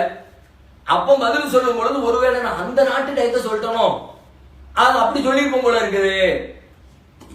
இது ஒரு சாதாரண ஒரு மிஸ் அண்டர்ஸ்டாண்டிங், புரிந்து கொள்ள ஏற்படுற கோளாறு, சாதாரணமா கடந்து போக வேண்டியதில்லை, இனிமே கவனமா இருக்குன்னு சொல்ற அளவுக்கு உள்ள செய்தி தான். ஆனால் இதை ஒரு பாரதூரமான செய்தியாக சகோதரர் பிஜே அவர்கள் என்னிடத்தில் சொல்லி, பத்தியா யாராவது வெளிநாட்டு டயத்தை சொல்லுவாங்களா, லோக்கல் டயத்தை தானே சொல்லுவாங்க. அப்ப இவர் தப்பு செஞ்சு விட்டு அந்த தப்பை ஏத்துக்க மாட்டேங்கிறாரு, தப்பை வந்து நியாயப்படுத்துறாரு. இவரை கொண்டு போய் பொருளாதார இடத்துல வச்சீங்கன்னா யாருக்காவது பணத்தை கொடுக்கலன்ட்டா என்ன பண்றது, அல்லது கொடுத்துட்டு நீங்க தான் கொடுக்க சொன்னீங்கன்னு சொல்லிட்டா என்ன பண்றது. அதனால இவர் அந்த இடத்துக்கு வைக்காதே, இவர் விட்டு கிடையாதுங்கிறாங்க. நான் அதை பதில் சொல்லிட்டு இல்லைன்னா இது ஒரு புரிந்து கொள்றதுல ஏற்பட்டிருக்கிற கோளாறு, அவர் கொஞ்சம் சரி பண்ணுவார்னு சொல்லிவிட்டு இந்த காரணம் சரியில்லாத காரணத்தினால் அதை அலட்சியப்படுத்திட்டு நிர்வாக குழுவில் இருக்கிறவருடைய ஒப்புதலோடு அவரை பொறுப்பு மாற்றி விட்டோம். ஆனா கடைசி வரைக்கும் அவருடைய பொறுப்பை அவர் செய்ய முடியல. ஏன்னு கேட்டால் சம்பந்தப்பட்டவருடைய ஒப்புதல் கிடைக்கல, அவருடைய ஒத்துழைப்பு கிடைக்கல. இது இன்னும் எந்த அளவுக்கு வளர்ந்துகிட்டே போகுதுன்னு கேட்டா, பொருளாளராக இருக்கிற கலீல் ரசூல் அவர்களும் இதுல மண்டையை உடைச்சு பார்த்துட்டு சரி பண்ணணும் முயற்சி எடுக்கிறாரு. அதுல பிரச்சனை இருக்குது, கிளியரா தெரிய மாட்டேங்குது, இன்னும் அவுட் அப்படி பழிச்சு கணக்கு வழக்குங்கிறது துல்லியமாக அனைத்தோட கண்ணாடி மாதிரி இருக்கணும், அப்படிதான் நம்ம மக்கள்கிட்ட சொல்லிக்கிட்டு இருக்கிறோம். ஆனா உள்ள கணக்கு அப்படி இல்ல அப்படின்னு அவரும் அதுக்காக வேண்டி பல மெனக்கெடல்களை மெனக்கெடும் பொழுது அவருக்கும் சரியான ஒத்துழைப்பு சாதிக்கிடம் இருந்து கிடைக்கவில்லை. ஒரு கட்டத்துல இவர் இருந்தாருன்னா கணக்கு வழக்கு சரி பண்ண முடியாது, இவரை வச்சுக்கிட்டு நான் பொருளாளரா வேலை பார்க்க விரும்பலன்னு பொருளாளர் பொறுப்பை தூக்கி போடுறார். நம்ம வெளியில அந்த மக்களுக்கு அறிவிக்கல, ஆனாலும் நான் பொறுப்பு விட்டு போயிட்டேன்னு நிர்வாக மட்டத்தில் ஒரு அண்டர்ஸ்டாண்டிங்ல அவர் போகிறார். எந்த காரணத்தினால போறாரு, இதுதான் பிரதான காரணம். கூடுதலா எனக்கு அந்த வேலை இருக்கு இந்த வேலை இருக்குன்னு சொல்லிக்கிட்டாரு. அதே நேரத்தில் சொன்ன முக்கியமான நிர்வாக குழுவை கூட்டிட்டு வந்து சாதிக்க கண்டிச்சு இவர் இருக்கிற வரைக்கும் இதை சரி பண்ண முடியாது என்று சொல்லி கலீல் ரசூல் அவர்களும் சப்தம் போட்டு அதுக்கு பிறகு உதறிட்டு போனார். இப்போ இந்த கலீல் ரசூலும் இதை சரி செய்ய நினைக்கிறார் என்கிற பொழுது கலீல் ரசூலுக்கும் சாதிக்கு ஒத்துழைப்பு கொடுக்கல. கலீல் ரசூலை பத்தியும் சகோதரர் பிஜே அவர்கள் இடத்திலே பேசும் பொழுது இல்ல இல்ல அவர் போறேன்னு சொன்ன விட்டுருங்க, அவரை கம்பல் பண்ணாதீங்க என்று சொல்லி அவரை விரட்டுகிற வகையிலே அப்துல்லாவும் சரி பண்றதுக்கு வர்றாரு, அவரையும் காலி பண்ணணும், கலீல் ரசூலும் சரி பண்ண வர்றாரு, அவரையும் காலி பண்ணணும் என்கிற வகையில அவர் போனாதான் தெரியும், அவரை வச்சுட்டு இருக்காதீங்க, அவர் இருந்தாருன்னா உங்க நிர்வாகத்தை கரெக்டா கொண்டு போக முடியாது என்று என்னிடத்திலே சகோதரர் பிஜே அவர்கள் சொல்லுகிறார்கள். ஆனாலும் நாங்கள் ஒரு அண்டர்ஸ்டாண்டிங்ல அவரை நிர்வாகத்திலிருந்து வெளியில் அனுப்பாம உள்ளுக்குள்ளே வேற சில வேலைகள் ஆலோசனைகளுக்கு வாருங்கள் என்று சொல்லி சில மாற்றங்களை செய்து கொண்டோம். அப்ப இந்த மாதிரி அது ஒரு மர்ம தேசமாக ஒரு தெளிவற்றதாக உள்ளுக்குள்ள என்ன நடக்குது என்பதை தெளிவாக புரிந்து கொள்ள முடியாத ஒரு சூழல் உள்ள இருந்துச்சு. எடுத்த எடுப்புல உள்ள நுழைஞ்சு சரி பண்ண முடியல, அது மட்டுமே வேலையா இருந்தா சரி பண்ணிடலாம். ஏராளமான வேலைகள் இருக்கிறது, நிகழ்ச்சிகள் இருக்கிறது, ஆவா இருக்கிறது, ஆர்ப்பாட்டம் இருக்கிறது. அவை அனைத்திற்கும் இடையில இதற்கும் ஒரு கொஞ்சம் நேரத்தை ஒதுக்க முடியுமே தவிர முழுமையாக இதற்கு மட்டுமே நேரம் ஒதுக்கி கொண்டிருக்க இயலாது என்கிற காரணத்தினால் கொஞ்சம் கொஞ்சமாக சீர்திருத்த வேலைகளை அதை நான் மேற்கொண்டு கொண்டே வருகிறேன். ஆனால் அது பலன் குறைவாகத்தான் தருகிறது. நம்ம விரும்புற மாதிரியாக கணக்கு வழக்கு வர மாட்டேங்குது. அடுத்து ஒரு கட்டத்தில் என்ன நடக்குதுன்னு கேட்டா, ஒரு நாள் ஒரு சாதிக்கவர்கள் சொல்றாங்க, அண்ணன் ஒரு ஆள் அனுப்பி விட்டாங்க, அவங்க நகை வட்டி இல்லா கடனுக்கு 1 லட்சம் ரூபாய் கொடுத்து அனுப்பியிருக்கிறோம். கொடுத்ததுக்கு பிறகு சொல்றாரு 2 பேர்ல போட்டு அனுப்பியிருக்கிறோம் அப்படிங்கிறார். 2 பேர்ல போட்டிருக்கிறோம்னா வட்டி இல்லா கடனை பொறுத்த வரைக்கும் ஒரு ஆளுக்கு 50,000 ரூபாய் தான் அதிகபட்சமா நம்ம வச்சிருக்கணும். முதல்ல 25,000 ரூபாய் இருந்துச்சு, பிறகு 50,000 அது உயர்த்தப்பட்டது. ஒரு ஆளுக்கு 50,000 தான் அதிகபட்சம் நகை வாங்கிட்டு கொடுப்போம். ஆனா இங்க சகோதரர் பிஜே அவர்களுடைய ரெக்கமெண்டேஷன் ஒருத்தர் வர்றாரு, அவருக்கு 1 லட்சத்தை கொடுக்குறாங்க. நான் கணக்கு வழக்கு எழுதுறதுக்காக வேண்டி 2 பேரை போட்டுக்கிட்டு ஒரே ஆளுக்கு 1 லட்சம் கொடுக்கப்படுகிறார். இதை கொடுத்து விட்டதற்கு பிறகு எனக்கு தகவலாக சொல்கிறார். அண்ணனிடமிருந்து வந்திருக்கிற காரணத்தினால் அதை சொன்னா நம்மளும் ஏத்துக்குவோம், மறுப்பு சொல்ல மாட்டோம் என்கிற அடிப்படையில அவர் அந்த தகவலை சொல்லுகிறார். அப்பதான் புத்தி வரைக்கும், ஆகா இது என்னடா இது, எல்லாருக்குள்ள சட்டத்தை தானே ஃபாலோ பண்ணணும், இதுல இன்னும் இதுலயே நம்ம கவனிக்கணும், வட்டி இல்லா கடன் உதவிங்கிற பேர்ல போற அதை சரி பண்ணணும்னு சொல்லிட்டு அதற்காக சகோதரர் ஃபாரூக்கே உள்ளுக்குள்ள நுழைக்கிறேன். நிர்வாகங்களுடைய ஒப்புதலோடு தான் உள்ள நுழைக்கிறோம். வட்டி இல்லா கடன் உதவி திட்டம் இன்னும் உங்களுக்கு தான் அந்த கடிதத்தை அனுப்புவேன், நீங்க அதை சரி பண்ணணும், எவ்வளவு கடன் இருக்குது, எவ்வளவு வர வேண்டியது இருக்கிறது, யார் யாருக்கு எவ்வளவு போயிருக்கிறது, எத்தனை மாசம் ஆச்சு, எல்லாத்தையும் துல்லியமாக நீங்கள் கணக்கு வையுங்க. ஆனா அவர் ஆரம்பத்தில் கொஞ்சம் கேர்லெஸ்ஸா இருக்கிறார். திரும்ப பேசுறேன், பல கட்டங்களை கூப்பிட்டு என்ன கணக்கு என்னாச்சு, எவ்வளவு இருப்பு இருக்கிறது, நகை எவ்வளவு கையில இருக்கிறது, நகையெல்லாம் பத்திரமா இருக்குதா, எல்லாத்தையும் கணக்கு கொண்டாங்க என்றெல்லாம் பல தடவைகள் திரும்ப கேட்டு அதற்குள்ளே மூக்க நுழைக்க வைக்கிறேன். ஆனா அவர் வச்சிருக்காருங்க, சாதிக்கு எல்லாம் எழுதி வச்சிருக்காருங்க, அது சொல்லுவாருங்க, எதை கேட்டாலும் சாதிக்கு மேலதான் பதில் விழுது. அப்ப நான் அதை சரி செய்வதற்காக அந்த முயற்சியை மேற்கொள்றேன். ஒத்துழைப்புல பிரச்சனை வருகிறது, அப்துல்லா வச்சு சரி பண்ண நினைச்சா அதுல பிரச்சனை வருகிறது. இங்க இவரை வச்சு ஃபாரூக்கை வச்சு வட்டியில் கடன் உதவி திட்டத்தை கையில் எடுக்க நினைச்சா அதுலயும் சரியான ஒத்துழைப்பு இல்லாமல் சிக்கல் வருகிறது. அதே மாதிரி நிறுவனங்களுடைய வேலைகள் பொறுப்பாளிகள் வச்சிருந்தோம்ல, இளையாங்குடிக்கு ஆவடி இப்ராஹிம், சுவாமி மலைக்கு தௌஃபீக்கு, இப்படி 6 ஆளுக்கு பொறுப்பு கொடுத்து வச்சிருந்தோம்ல, அதுக்கு நிறைய லட்சக்கணக்கில் வேலை நடந்து கொண்டிருக்கிறது. அதுக்கான கணக்கு வழக்குகள் கேட்ட உடனே வர மாட்டேங்குது. என்ன வேலை நடந்திருக்கிறது, எவ்வளவு வரவு வந்திருக்கிறது, எவ்வளவு செலவு வந்திருக்கிறது, அதுல பிரச்சனை இருக்குது தெரிஞ்ச உடனே அப்ப நான் என்ன பண்றோம்னா, சம்பந்தப்பட்ட பொறுப்பாளர்களை நீங்க கணக்கு எழுதணும். உங்க வழியா தான் வேலைகள் நடக்குது, உங்க வழியா தான் செலவுகள் செய்யப்படுது. அவர் கணக்கு எழுதிக்கிறாரு அப்படின்னு நீங்க இருக்க கூடாது. நீங்கள் கணக்கு எழுதி நீங்கள் நிர்வாகத்திற்கு ஒப்படைக்க வேண்டும் என்று சொல்லி இந்த மாதிரி ஒரு டைரக்ஷனை கொடுக்குறேன். அதன் வழியாகவாவது அந்த கணக்குகள் தனியா பிரியுமா, அதை இன்னும் துல்லியமாக பார்க்கிற வாய்ப்பு கிடைக்குமா என்று சொல்லி கணக்குகள் விஷயத்திலே நான் கொஞ்சம் கராராக கூடுதல் நெருக்கடியை உள்ளுக்குள்ளே கொடுக்க ஆரம்பிக்கிறேன். இது அவர்களுடைய உள்ளத்தை குடைய ஆரம்பிக்கும். இது சரியில்லையே, இந்த போக்கு சரியில்லையே, இதை எப்படி உடைக்கிறது அப்படின்னு சொல்லிவிட்டு சிந்திச்சு தான் அவங்களுடைய மூளை இந்த வாய்ப்பு கிடைச்சிருக்குது, இதை பயன்படுத்திக்கணும், இதை விட்டுறக்கூடாது அப்படின்னு சொல்லிவிட்டு இந்த அடி அடிச்சிருக்கிறாங்க. அதே பாருங்க, அதே மாதிரி நீங்க நல்லா கவனிச்சு பாருங்க. பல விஷயங்கள் வெள்ள நிவாரண நேரத்தில் சிராஜி காக்கா தான் பொறுப்பாளராக பணங்களை வரக்கூடிய நிறைய குமிஞ்சுக்கிட்டே இருக்கிறது. ஏன்னா பல கோடிகள் வந்துச்சே, அதனால ஒவ்வொரு நாளும் பல லட்சங்கள் வந்து விழுந்துகிட்டே இருக்கிறது. அவர் தான் ஒரு இடத்துல பொறுப்பா உட்காந்து எல்லாத்தையும் கணக்கு பாருங்கன்னு சொல்லி சொல்றோம். கடைசியில அவர்களுடைய கணக்கில் 6 லட்சம் ரூபாய் துண்டு விழுகிறது. 6 லட்சம் ரூபாய் காணும். என்ன செய்யறது கேட்கிறோம், பேசுறோம், பதில் இல்லை. ஒரு கட்டத்தில் கடுமையான கோபம் வருகிறது. கலீல் ரசூல் எல்லாம் கடும் கோபப்படுகிறார். என்ன நினைச்சுட்டு இருக்கிறீங்க, பதில் சொல்றீங்களா இல்லையா அப்படி எல்லாம் சொல்லிட்டு, ஆனா அவர் கையை வைக்கிறார். என்ன நடந்துச்சுன்னு தெரியல, எப்படி மிஸ் ஆச்சுன்னு தெரியல, எப்படி கை நழுவி போயிடுச்சாங்கன்னு தெரியல, யாரும் எடுத்துட்டு போயிட்டாங்கன்னு தெரியல, கணக்குல விட்டுனான்னு தெரியும். கணக்குகளை தேடி திரும்ப பாக்குறோம், கணக்குல பிரச்சனை இல்ல, கணக்கு தெளிவா இருக்கு, கையில காசு இல்ல. அப்ப ஏதோ திருடிட்டாமளோ வச்சுட்டாமளோ நிறைய ஓடுகிறார். எப்படி நடவடிக்கை எடுக்க என்ன செய்யலாம்? அப்ப ஒரு கட்டத்துல நான் வீட்டை வித்து உங்களுக்கு பணத்தை அடைக்கிறேங்க அப்படின்னு ஒரு பதில் சொல்றார். என்ன செய்யலாம்னு மீண்டும் பல நாட்கள் இந்த ஆலோசனை ஓடிக்கொண்டே இருக்கிறது. ஒரு நாள் 2 நாள் இல்லை, பல நாட்கள் நீடித்து கொண்டே போகிறது. ஒரு கட்டத்தில் அவர் பிஜே இடத்துல போய் கேட்கிறேன், ஆலோசனை சொல்லுங்க, என்னதான் செய்யறது, எப்படி சீர்படுறதுன்னு தெரியல, இதுக்கு ஏதாவது நடவடிக்கை எடுத்து ஆகணுமே நாளைக்கு இந்த செய்தி மக்கள்கிட்ட வந்துச்சுன்னா மக்கள் மத்தியிலே நிக்கணும்ல, அல்லாவுக்கும் பதில் சொல்லணும் தானே, என்ன பண்றது அப்படின்னு கேட்கும் பொழுது அப்ப பிஜே சொன்னாங்க, நீங்க வந்து மேலாண்மை குழுவுக்கு எழுதுங்க, மேலாண்மை குழுவுல இருந்து ஒரு பரிந்துரை மாதிரி கேட்டு வாங்குங்க அப்படின்னு. அப்ப சரி பானம் அந்த பக்கம் தள்ளி விட்டா ஒரு தீர்வு கிடைக்காது பார்ப்போம் அப்படின்னு அந்த பக்கம் கடிதம் அனுப்புறோம், இதுக்கு என்ன சொல்றீங்க. அப்ப அவங்க எல்லாரும் முஷரா பண்ணிட்டு அவங்க என்ன வைக்கிறாங்க, இல்ல இல்ல அது வந்து அவர் திருடுற ஆள் இல்ல, அது ஏதோ கவனக்குறையில மிஸ் ஆயிருக்குது, அதுக்கு என்ன பண்ண முடியும், நம்மளே பொறுப்படுத்துவோம், அதை விட்டுருவோம், இப்போதைக்கு அவரை கண்டுகொள்ள வேண்டாம், ஒன்னும் செய்யாதீங்கன்னு பதில் வருகிறது. அப்ப நான் வந்து அதுக்கு முந்தைய கடுமையா பேசுறேன், அன்றைக்கு மேலாண்மை குழு தலைவர்களிடத்திலையும் பேசுறேன், இல்ல இது சும்மா ஒண்ணுமே இல்லாம விடுறதுங்கிறது ஏற்றுக்கொள்ள முடியாது என்று நான் தொலைபேசியிலும் பேசுகிறேன். ஆனால் அத்தனை அங்கிருந்து வந்த தகவல் அப்படி அவங்க எல்லாரும் சோதர் பிஜேபி பேசிட்டு தான் நமக்கு வந்து பதில் சொல்லுவாங்க. ஆகையினால அத்தனை பேரும் அந்த ஒத்த கருத்துக்கு பெரும்பான்மையினர் வந்ததற்கு பிறகு மீண்டும் மீண்டும் சொன்ன என்னுடைய சொற்கள் எடுபடவும் இல்லை, ஏதாவது செய்யணும்னு சொல்லும்போது இல்ல இல்ல இந்த நிர்வாகத்தை முடிக்கட்டும், அது வரைக்கும் நீங்க அவர் ஒண்ணும் செய்ய வேண்டாம், அதோட விட்டுருவோம், இந்த நிர்வாகத்தை முடிச்சதோட அதுக்கு பிறகு அவரை தேர்வு செய்யாம விட்டுருவோம் அப்படின்னு சொல்லிவிட்டு இப்படியான பதில் தான் வந்தது. ஆனாலும் முடிந்த வரைக்கும் போராடுவேன், ஏதாவது ஒண்ணு செய்யணுமே சொல்லிவிட்டு ஏதோ மிஸ்டேக் நடந்திருக்குன்னு நடக்குது, அவர் திருடுன மாதிரி தெரியல, என்னன்னு புரியவும் மாட்டேங்குது.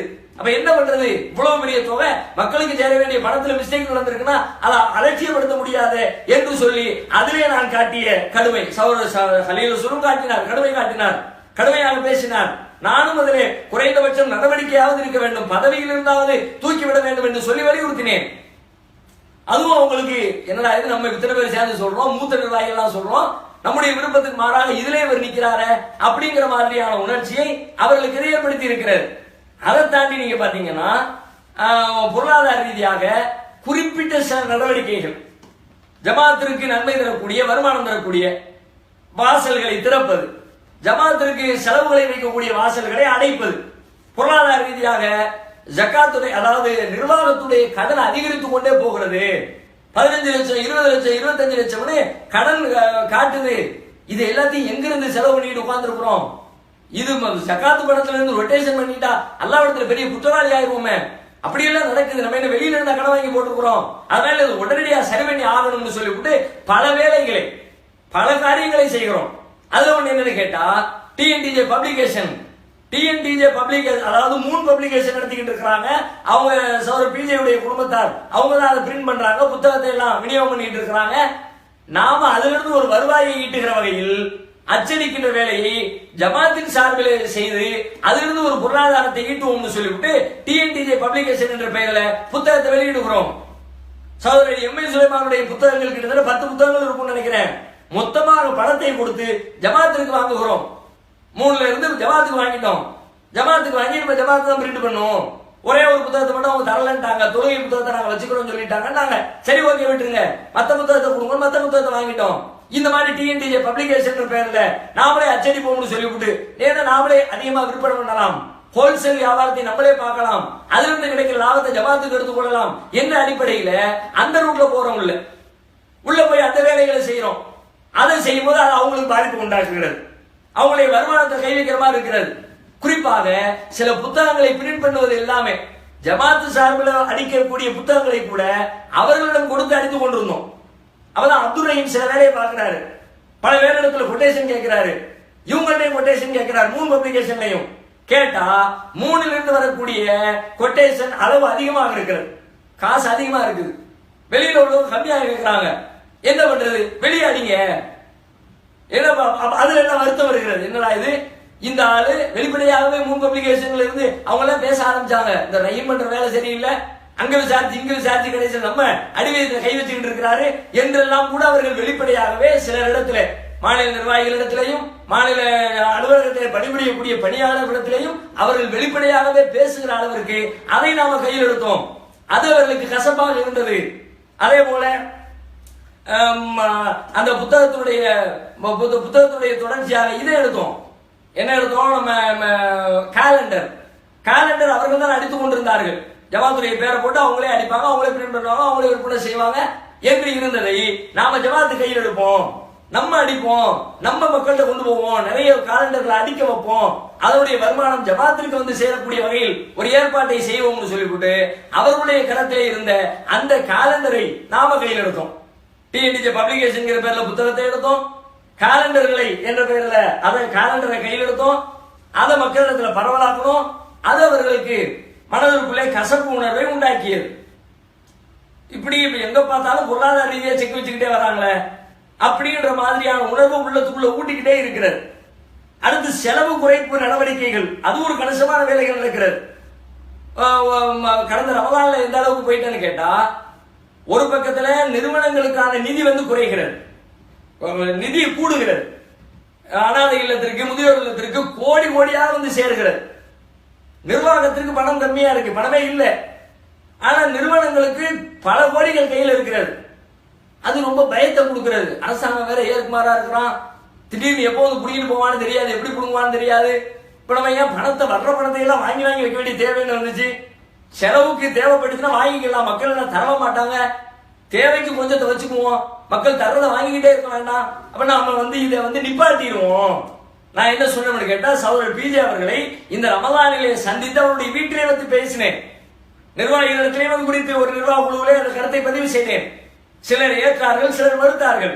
நம்ம அறிவிப்பு வெளியிட்டுருவோம், இனிமேல் நிறுவனங்களுக்கு நீங்கள் பணம் தராதீர்கள், போதுமான அளவுக்கு கையிருப்பு இருக்கிறது, அது தேவைப்படுகிற பொழுது மீண்டும் நாங்கள் கேட்கிறோம் என்று நாம் அறிவிப்பு செய்வோம் அப்படின்னு சொல்லும் பொழுது சில நிர்வாகிகளுடைய ஏற்பு, சில நிர்வாகிகளுடைய மறுப்பு.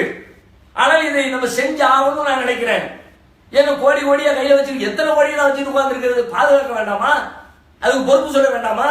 ஏதாவது ஒன்று ஆயிடுச்சுன்னா மொத்த பணமும் போயிடுச்சுன்னா என்ன பண்றது? மக்கள் பணம் இல்லையா, சம்பந்தப்பட்டவங்களுக்கு போய் சேரணுமே என்று சொல்லி அந்த மாதிரியாக நிறுவனங்களுக்கு வேண்டாமல் அறிவிப்பு செய்யணும் அப்படின்னு சொல்றேன். அப்பவும் அவங்களுக்கு தோணுது, என்னடா இது வர்ற வருவாயை தடுக்கிற வேலையை பாக்குறானே. நான் என்ன சும்மாவா தடுத்தேன்? எத்தனை கோடி கையில வச்சிருக்கிறோம், எத்தனை கோடி தட்டு கட்டியாக மாத்தி வச்சு உட்கார்ந்துருக்கிறோம். இத்தனை கோடிகளை நிறுவனங்களுக்கு வருவதை வாங்கி கொண்டு இன்னும் தாராங்க தாராங்க தாராங்க வாங்கிட்டு இருந்தா, அப்ப நான் சொல்லுவதே சொல்றேன், கையிருப்பே இத்தனை கோடி இருக்குது.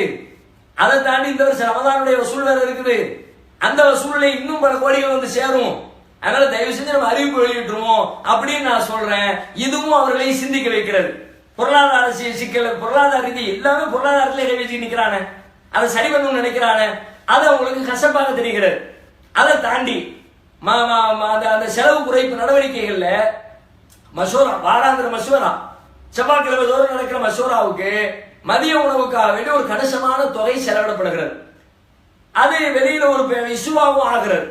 வடசென்னை மாவட்டத்தில் பேசுறாங்க, நல்ல சட்டமா வாங்கி திங்கிறாங்க ஜமாத்து காசுல என்று அங்கே பேசப்படுகிற செய்தி தலைமைக்கு வருகிறது. என்ன இப்படி எல்லாம் பேசுறாங்க என்று மற்றவர்கள் கோபப்பட்ட நேரத்தில் இருக்கிறது தானே அவன் சொல்றான். அவன் சொல்லக்கூடாதுன்னா அவனை கூப்பிட்டு திட்டுறதை விட்டுட்டு நாம நம்முடைய செயலை திருத்திக்கணும், அதுதான் அது சரியான வழியா இருக்கும்னு சொல்லிவிட்டு நான் ஒரு அஜெண்டாவை கொண்டு வர்றேன். இனிமே நாம மசோரா அன்னைக்கு மதிய சாப்பாடு ஜமாத் சார்பில் சாப்பிடக்கூடாது. நம்ம எல்லாருமே ஆபீஸ்க்கு வர்றவங்க தானே, ஒருத்தர் 2 பேர் மட்டும் தான் வெளியில இருந்து வரணும். வாரத்துல 5 நாள் ஆபீஸ்க்கு வர்றோம்ல, இந்த 5 நாள் எப்படி சாப்பிடுறோம்? அது மாதிரி 6வது நாள் சாப்பிட்டுட்டு போயிருவோமே. இன்னைக்கு மட்டும் நம்ம எதுக்கு ஜமாத்துடைய காசுல சாப்பிட வேண்டிய தேவை என்ன வந்துச்சு என்று சொல்லி அதை நான் முன்வைக்கிறேன். அதிலே சில பேருக்கு அதிருப்தி வருகிறது, அதையும் அது அவர்களுக்கு கசப்பாக இருக்கிறது. உணவுல கை வைக்கிறேன், ஏன்னா காசை மிச்சப்படுத்தணும். நிர்வாகத்துல காசு இல்ல, இந்த சாப்பாட்டுக்கு வாங்கணும்னா ஜகாத்து காசுல இருந்து எடுத்து செலவு பண்ண வேண்டியது இருக்கிறது. கையில காசு இருந்தா கூட செலவழிச்சிடலாம். காசு இல்லாத கட்டத்துல நாம என்ன பண்றது, அதுக்கு ஒரு சிக்கன நடவடிக்கை எடுத்து ஆகணுமே அப்படின்னு உணவுல கை வைக்கிறேன். அதுல ஒரு தொகையை மிச்சப்படுத்தணும் முடிவு எடுக்கிறேன். அதே மாதிரி மசோரா நடக்கிற நேரத்துல அந்த இடைவேளையில ஸ்நாக்ஸ்ங்கிற பேர்ல பல ஆயிரக்கணக்கான ரூபாய்களுக்கு பழங்கள் வாங்கப்படுகிறது, வேறு வேறு தின்பண்டங்கள் வாங்கப்படுகிறது. உட்கார்ந்ததுல இருந்து எந்திக்கிற வரைக்கும் ஒரே அரவ மிஷின் அரவ ஓடிக்கிட்டே இருக்கிறது. அது பார்ப்பதற்கு அசிங்கமாகவும் அருவருப்பாகவும் இருக்கிறது. ஆனாலும் காலகாலமான பழக்கம். அப்படியே சொல்வார்கள் நிர்வாகிகள், அண்ணன் எல்லாம் சாப்பாட்டுல கணக்கே பார்க்க மாட்டாங்க, அள்ளி தாராளமா செலவு பண்ணுவாங்க சாப்பாட்டுக்கு. என் கை காசு நான் செலவு பண்ணிட்டு போயிடலாம், பிரச்சனை இல்லை. ஜமாத்துடைய காசு, பொது காசு, மக்கள் பணம், அதுவும் நிர்வாக பணம் கையில குறைவாக இருக்கிற நேரம் ஜகாத்து பணத்திலிருந்து கை வைக்கக்கூடிய சூழல் உண்டாகிவிடும். அப்படியெல்லாம் வந்துடக்கூடாது என்பதற்காக வேண்டி நான் இல்ல இல்ல சரியில்லை, ஒரு டீ மட்டும், வேற எதுவும் தேவையில்லை. அப்படி வேற எதுவும் தேவையா இருந்தா அவங்க ஏதாவது கொண்டு வாங்கன்னு சொல்லிவிட்டு அதுல ஒரு சீர்திருத்தத்தை கொண்டு வரப்படுகிறது. அதற்கு பிறகு சில நிர்வாகிகள் அவர்களாக வீட்டுல சுண்டல் செஞ்சு வேற சில பொருட்களை செஞ்சு அவங்களுடைய சொந்த செலவுல கொண்டு வந்து சாப்பிடுகிற ஒரு சூழல் வந்தது. அது அவர்கள் சில பேருக்கு இது தேவையில்லை, இது ஒரு ஆபத்தான போக்கு, சொகுசான உணவுக்கெல்லாம் கட்டுப்பாடு போடுவது என்பது ஏற்றுக்கொள்ள முடியாதது அப்படிங்கிற மாதிரி அவங்க நினைக்கிறாங்க. அதே மாதிரி மாநாடுகள், முஹம்மது ரசூலுல்லாஹ் மாநாடு நடத்தணும், மாநாடுகளுக்காக வேண்டி பேச்சாளர்கள் போவாங்க, மாநாட்டு பொறுப்பாளர்கள் போவாங்க. அவங்களுக்கு அந்த மாவட்டத்தில் இருந்து போக்குவரத்துக்கு செலவுக்கு கொடுக்கணும், அது ஓகே. ஆனா அந்த மாநாட்டில் பேசாத, அந்த மாநாட்டுக்கு பொறுப்பேற்காத சம்பந்தம் இல்லாத மாநில நிர்வாகிகள் அவங்களும் போய் மாநாட்டில் கலந்து கொண்டு அவங்க அங்கிருந்து வரும்பொழுது அவங்களிடத்துல போக்குவரத்து காசு வாங்கிட்டு வர்றதாக செய்தி வருகிறது. அப்ப நான் யோசிக்கிறேன், என்ன இது நியாயமே இல்லையே, எந்த மசூராவும் பண்ணல, பண்ணாமலே நான் அறிவிப்பு செய்யறேன். இனி மாநாட்டுக்கு போறவங்க பொறுப்பாளரோ பேச்சாளரோ இல்லாமல் நீங்கள் சுயமாக சென்றால் உங்களுடைய சொந்த கணத்துல பணத்துல போகணுமே தவிர சம்பந்தப்பட்ட மாவட்டங்களில் நீங்கள் அந்த பணத்தை பெற கூடாது அப்படின்னு அடுத்து ஒரு அறிவிப்பை நான் வெளியிடுறேன். அது உள்ள இருக்கிறவங்க இல்ல, வெளியில இருக்கிற பார்த்துக்கிட்டு நிர்வாகத்துடைய வட்டத்தை விட்டு வெளியில உட்கார்ந்து பாக்குறாங்களே, அவங்களுக்கு இன்னும் கடுப்பா இருக்கு. இந்த போக்கு சரியில்லையே, என்னமோ தங்களோட தூய்மையா இதுக்கு முன்னாடி நம்ம இப்படி இல்லையே, அவ நம்மள தப்பா நினைப்பாங்களே என்பதற்காக வேண்டி உள்ளிருப்பவர்களை விட வெளியில் இருப்பவர்கள் இன்னும் கொஞ்சம் வேகப்படுகிறார்கள், கோபப்படுகிறார்கள். ஹஜ் பெருநாள் வருது, ஹஜ் பெருநாள் முதல் ஹஜ் பெருநாள் வருது, முதல் ஹஜ் பெருநாள்ல ஆட்டுக்கறி வருகிறது, வாங்கியாச்சு, எல்லாம் முடிஞ்சிருச்சு. அதுக்கு பிறகு விசாரிச்சா தெரியுது குர்பானிகளுக்காக நீ வந்து ஆடுதான், அதை நாம அறுத்து முதல்ல நம்ம நிர்வாகிகள் எடுத்துக்குவோங்கிறாங்க. ஆனா இதே என்னடா இது, குர்பானிக்காக வேண்டி கஷ்டப்பட்டு வெளியூர்ல வசூல் பண்ணி ஆடு கொடுக்குறான்.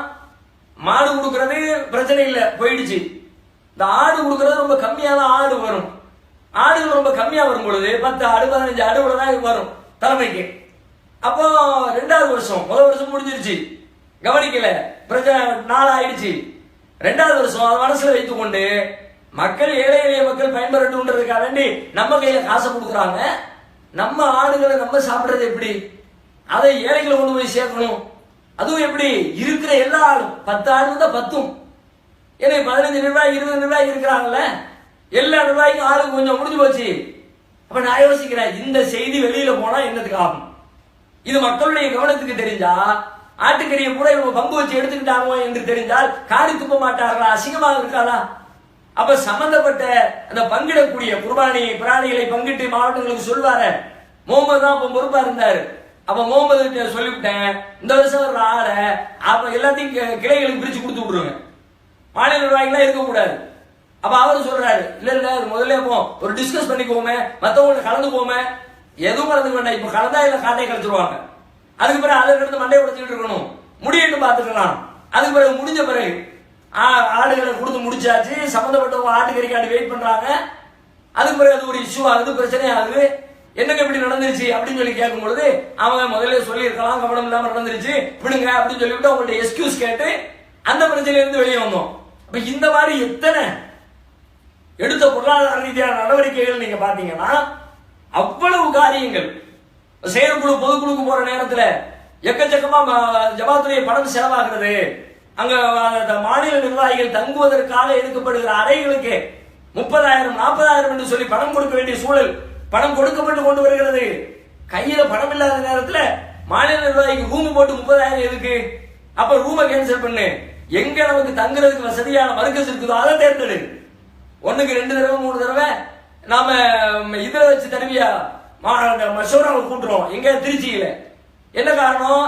திருச்சியில ஒரு மர்கஸ் இருக்குது, வசதியான மர்கஸா இருக்குது, அங்கேயே நம்ம ஆலோசனை கொடுத்து நடத்திக்கலாம், அங்கேயே தங்கிக்கலாம், வெளியில ரூம் போட வேண்டிய தேவை வராது என்று சொல்லி அந்த செலவை மிச்சப்படுத்துவதற்காக.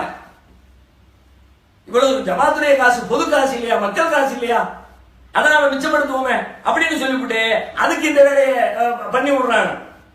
அப்ப கூட சில ஒரு நிர்வாகி என்று சொன்னார், நல்ல நடவடிக்கை, அழகா போகுது, இதுவெல்லாம் மக்களுக்கு தெரிஞ்சா இன்னும் ஜமாத்துடைய நம்பகத்தன்மை உறுதிப்படும் அப்படின்னு ஏன்ட்ட சொன்னாரு. பின்னாடி தெரியுது வெளியில போய் அந்த நிர்வாகி தான் இதெல்லாம் சின்ன பையில கொண்டு போய் நிர்வாகத்துக்கு வச்சிருக்குது, காசு பணம் 10 பைசா ஒரு ரூபாய் கணக்கு பார்த்துக்கிட்டு இருக்கிறான், இதெல்லாம் நிர்வாகம் உருப்படுமா என்று அவரே பேசியதாக வேறொரு வழியாக எனக்கு பின்னால் செய்தி வந்தது. அப்ப இந்த மாதிரி நடவடிக்கைகள், அதையெல்லாம் விட உச்சபட்சமாக ஒரு செய்தி வந்தது. நான் ராஜினாமா செய்து விட்டு வந்த பிறகு என்ன செய்தி வருகிறது?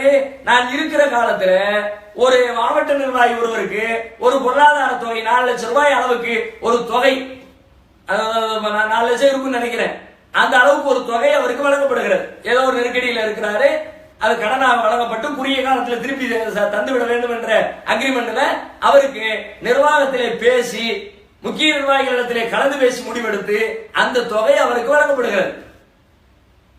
வழங்கப்பட்ட குறிப்பிட்ட காலத்தில் அவரால் கொடுக்க முடியல. எத்தனையோ மாசங்கள் கேட்டிருக்கிறாரு, அந்த மாத இடைவெளியில் அவரால் கொடுக்க முடியல. நான் ராஜினாமா பண்ணிட்டு வந்துட்டேன். அதுக்கு பிறகு சில மாதங்கள் கழித்து அவருக்கு கடிதம் எழுதுறார். எப்பவும் பொதுக்குழு எல்லாம் முடிந்து விடுகிறது. அதுக்கு பிறகு கடிதம் எழுதுறார். கடிதத்துல நான் வாங்கின இத்தனை லட்சத்தை என்னால இந்த தேதியில கொடுக்கறேன்னு சொன்னேன், கொடுக்க முடியல, அதனால இன்னும் கொஞ்ச நாள் எனக்கு நீட்டிச்சு தாங்கன்னு சொல்லிவிட்டு கடிதம் எழுதுறாரு. கடிதத்தை பார்த்த உடனே எப்ப கொடுத்தியே எவ்வளவு கொடுத்திய கணக்கெடுங்கன்னு பார்த்தா கணக்குல பணம் கொடுத்த விவரமே இல்லை. இதற்கு இடையில இதற்கு பிறகுதான் தணிக்கை குழு கூடி இருக்கிறது, கணக்கு வழக்கு பார்த்திருக்கிறது, பொதுக்குழுவிலே சமர்ப்பணமும் செய்திருக்கிறது. எப்ப தெரியுது 4 லட்சம் ரூபாய் இந்த ஆளுக்கு கொடுக்கப்பட்டிருக்கனே? அவர் கடிதம் போட்ட உடனே தெரியுது. அப்ப என்ன நிலை இருக்கும்? அங்கே அங்குள்ள நிலவரம் எப்படி இருக்கும்? அவர் கடிதம் போட்ட பிறகு அவரும் சொல்றாரு, அதுக்கு பிறகு போன போட்டு கேட்கிறான், பணம் வாங்குனீங்களா, எப்படி வாங்குனீங்க, யாரும் உங்களுக்கு தந்தா, எப்படி எனக்கு எதிராக திருப்ப முடியுமான்னு சொல்லிட்டு அடுத்த உங்களுக்கு கையில கொடுத்து அனுப்பிட்டாரா? நானா கையில பணத்தை கையாண்டு கொண்டு இருக்கிறேன். இன்னும் சொல்ல போனா கையில கொடுக்கப்பட்ட கேஷா அது? நெட்ல இருந்து அனுப்பப்பட்ட நெட் பேங்கிங் வழியா அனுப்பப்பட்ட தொகை முழுக்க முழுக்க சாதிக்குடைய கையில இருக்கிறது, கணக்கிலே வரவில்லை என்று சொன்னால் அப்படியானால் அந்த நிலை என்ன, அங்குள்ள நிலவரம் என்ன? அப்ப இப்படியாக அந்த பொருளாதார அந்த துறை என்பது மர்ம தேசமாக சகோதரர் பிஜே அவர்களுக்கும் சகோதரர் சாதிக் அவர்களுக்கும் இடையிலே எல்லா பணமும் அவர்களிடத்தில் கொடுத்து வைக்கப்படும். அத்தனை கோடிகள்ல பேங்க்ல கிடைக்கிறத தவிர அதை கூட முழுசாக வச்சிருக்க மாட்டோம். அதுல இருந்து எடுத்து எடுத்து தொகை அனைத்துமே சகோதரர் பிஜே அவர்களுடைய இல்லத்திலே நீங்க பாதுகாப்பா வச்சிருங்க, அது ஒரு நம்பிக்கையா இருக்கும் என்கிற பெயர்ல அவர்களிடத்திலே தான் மொத்த தொகையும் கொடுத்து வைக்கப்பட்டிருக்கிறது. அப்ப இப்படிப்பட்ட பொருளாதார விஷயத்திலே நான் எடுத்த நடவடிக்கை, நான் காட்டிய கடுமை, அதுதான் அவர்களை சிந்திக்க வைத்தது. இவனை இதற்கு மேல் இங்க வச்சிருக்க கூடாது, நமக்கு ஆபத்து, சுதந்திரமா செயல்பட முடியாது, எல்லாவற்றையும் கேள்வி வரும், அது பிரச்சனையாக வெடிக்கும்.